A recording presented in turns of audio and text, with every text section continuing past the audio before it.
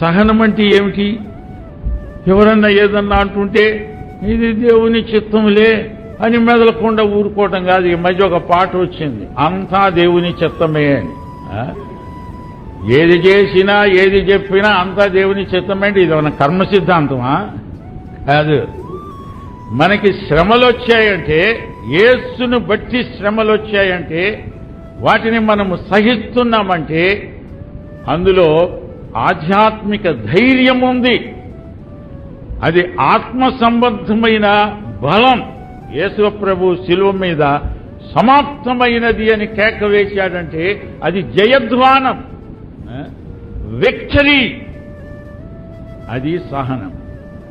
మాకు సహోదరుడు ఉండేవాడు, ఆయన అంటాడు, నేను ప్యాసిఫిస్టును, ఎవరన్నా వచ్చి నా నెచ్చిన కొడితే ఏమనను, ఎందుకంటే ప్రభువు సహించమన్నాడని. అది ఎక్కడ సహనం బాబు?